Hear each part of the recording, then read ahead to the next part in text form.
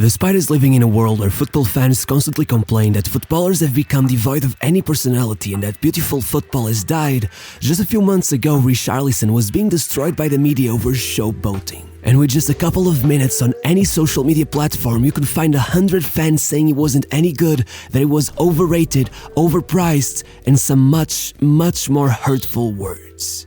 So, when he got picked to play for Brazil at the World Cup alongside Neymar, Vinicius Jr., Rafinha, Antony, Rodrigo, Gabriel Jesus and Martinelli, nobody was betting on Richarlison to be the man of the match at their opening game, or to score the goal of the tournament, or even to be the team's top goal scorer, being involved in damn near every goal they've scored. The thing is, inside the pitch, he completely forgets those people even exist. It's all about him. His entire life led up to that one moment where he finally got to put on that yellow shirt, to stand alongside his childhood idol Neymar, to score that first goal, to play in the Premier League. These little adversities mean nothing when compared to what he already went through. Well, let me tell you his story and you'll see what I mean. At the age of 7, his parents divorced. The kids all stayed with their mom, and despite working all day, she could barely afford to put food on the table. At 11, Richarlison himself was doing all he could to help her. He sold ice cream in the streets to tourists, he sold homemade chocolates, he worked in a car wash, he even worked in a farm harvesting coffee beans. It was horrible, nothing that a kid should be doing, but it was still much better than the alternative. All of his friends were already working as mules for drug lords. They thought he was an idiot, killing himself for a bit of change at the end of the day. They told him, "Come sell with us, you could make so much more money." But he never budged, not once. Richarlison knew what was bound to happen to one of those kids, and he wanted no part of it, but unfortunately, in a place like his hometown, sometimes you don't get a choice. One night as he left the football pitch with one of his friends after some extra practice, two men stopped them in the street, and one of them pointed a gun at them. They started yelling out at the two kids that they were never going to sell in their street again. Richarlison pleaded for his life, telling them it had been a mistake, that he had never sold any drugs in his entire life, but they didn't believe them. He watched as the guy's finger loosely held the trigger and thought soon his life would come to an end, but for some reason, they just let them run away. Seeing how his father seemingly abandoned him and his brothers in the middle of all of this, you could easily come to the conclusion that he was the true villain of this story. But that wasn't the case. Just listen to this. Over his teenage years, he had been all over Brazil trying to get a real chance at some football club, but it never worked out. One time he traveled over 1,000 miles all by himself, bringing with him only a pair of boots someone had loaned to him, and stayed over at that city for a full month just to try out for a team. And at the very end, they had to pick 2 kids out of a group of 9, and he still wasn't picked. To make things worse, the day he was told to go back was the day of his 16th birthday. As you might imagine, after something like that, Richarlison accepted that maybe football wasn't in the cards for him. And though he kept playing at a local club, it wasn't until the age of 17 that everything changed. Ever since the divorce, his father had been working in a ranch all alone in the countryside. His mental state had deteriorated immensely, so Richarlison would pay him visits with his cousins in order to cheer him up, and one time, they all went fishing in the property. The landowner had told them they could only fish in 2 out of the 3 ponds in the ranch. After hours of fishing, they had seen no fish, but it didn't matter, they were having fun. Regardless, on the way out as a joke, Richarlison casted his fishing rod into the 3rd pond, and in a matter of seconds, he got a bite. As he tried to reel it in, the landowner saw them and began berating his father, telling him that he could have him out on the street any day, that he was a nobody, and a bunch of other vile things. Once he was gone, Richarlison looked at his father once and saw a broken man completely humiliated, and it was at that moment that he decided that he had to get his dad out of there, and the only way he could do that was by making it as a football player. That day, that goal stopped being a dream and became an obsession. Richarlison saved the money for a bus ticket to Belo Horizonte and traveled all the way there to go on trial at the América Mineiro. But by the time he got there, he was so hungry, he spent the money he had for the return ticket to get himself some food. Richarlison had no way to get back home. The only way to come back was with a contract in his hand. And rightfully, after playing 4 matches in a tournament over the afternoon, they signed him. Over the next few months, Richarlison started creating goals out of thin air, and suddenly he had made América Mineiro under-17 champions for the first time in 17 years, even making sure to score a screamer in the final that ended up warranting him a move to the first team. He debuted against Mojimirim, where a 43-year-old Rivaldo and his teenage son both played, and after just 10 minutes on the pitch, he scored his first goal. And then, they just kept coming. Richarlison was so clearly above everyone's level at the Brazilian second tier that after just 5 matches, Nike had sponsored him. Let me tell you that it's not a thing that just happens. Regardless, Nike's bet on the young man proved more than fruitful, as he ended up winning the league with America, taking them to the first tier of Brazilian football for only the second time in 15 years, which led Fluminense to take a gamble on him, paying 2.5 million euros for only 50% of his rights. A transfer that allowed him to finally buy his father a house so he could leave the ranch, but also one that was highly questioned by the supporters, especially after Richarlison broke one of his toes in training and was forced to go into surgery before even debuting for the club. Regardless, once he got back, he began earning more and more game time, and by his second season he had gone on to score 7 and assist a further 6 in just a bit over 1500 minutes, as well as an additional 8 goals in just 12 matches in the Carioca Championship. These performances had been enough to show everyone in the country that he had the makings of greatness in him, and apparently, those news had made it all the way to the Netherlands as Ajax came after the player before the season had even ended.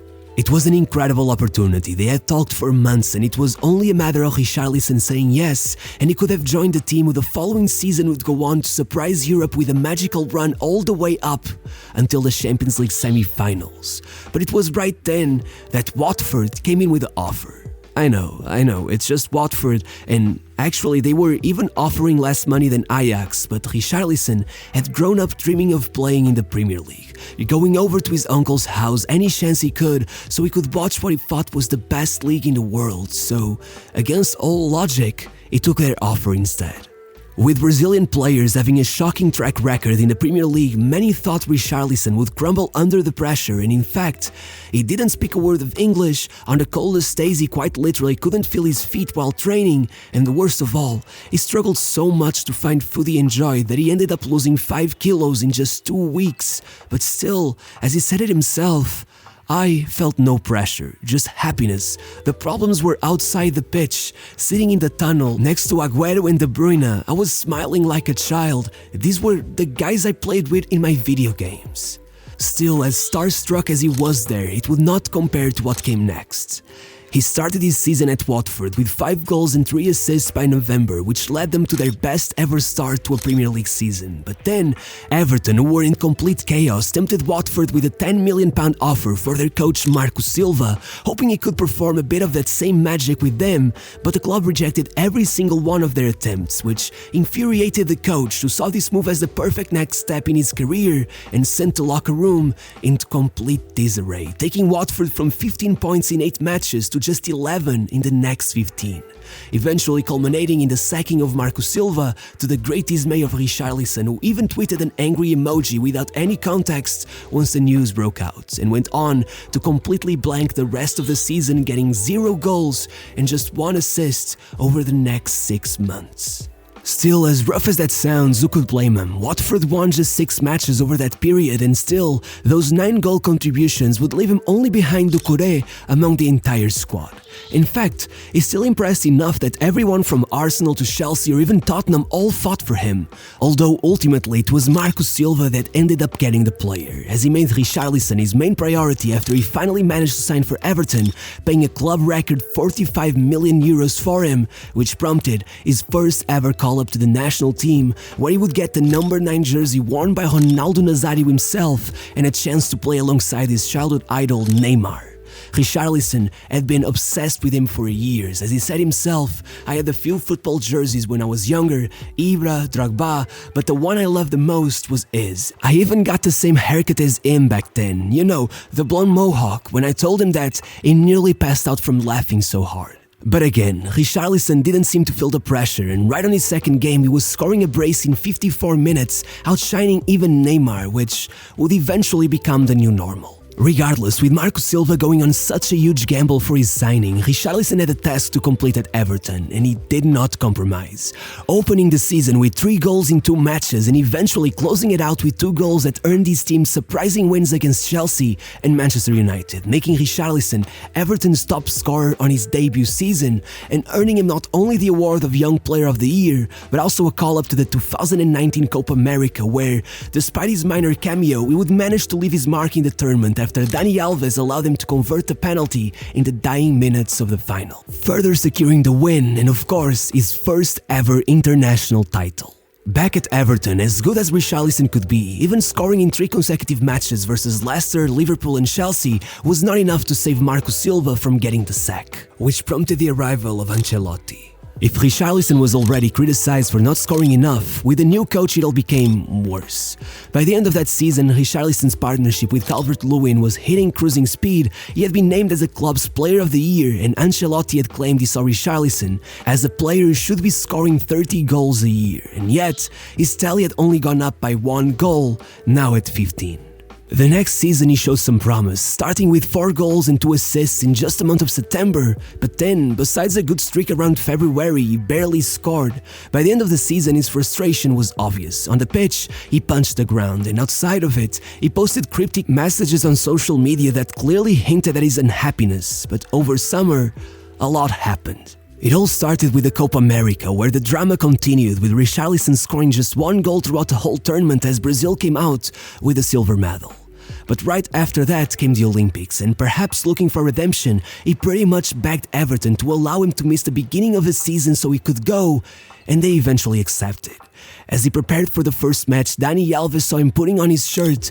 It was Pele's number 10 on the back, and so worried, he asked him, "You know that with that number on your back, you'll have to score, right?" 30 minutes later, there was no reason to worry anymore. Richarlison had already scored a hat-trick against Germany. By the end of the tournament, he had 6 goal contributions in 6 matches, and Brazil had won the gold medal. If at that point Richarlison's 10 goals in 32 caps for Brazil were unimpressive, that would not be the case ever again. Even if at Everton things seemed to be as chaotic as ever, with the fans booing new coach Benitez whenever he subbed off Richarlison, who would spend 2 months out injured over that period, being forced to settle for his lowest goal tally since arriving at the club and watching as his market value dropped by nearly 20 million euros, he would begin performing excellently for the national team, scoring 4 goals in the 4 caps he got that year, which was part of what earned him, despite everything going wrong, a 60 million euro move to Tottenham. And even then, with another month-long injury coming his way, complicating his adaptation to his new team, for whom he has only scored in 1 of the 15 matches he played in, he never stopped scoring for the national team, quite literally. At the current moment, Richarlison has scored 10 goals in the past 9 matches he has played for Brazil, totaling 20 goals in just 27 starts since his debut for the national team. More than any other player in the squad, yes, even more than Neymar. And of course, with 3 goals in 3 World Cup matches at this point, only Mbappe has scored more than him across the whole tournament, and if once the number 9 shirt was a heavy burden to carry, now only Admir, Careca and Ronaldo have scored more World Cup goals than him while wearing it. So I guess my question to you should be, why does Richarlison perform so much better for his national team, and how far could he take them at the World Cup?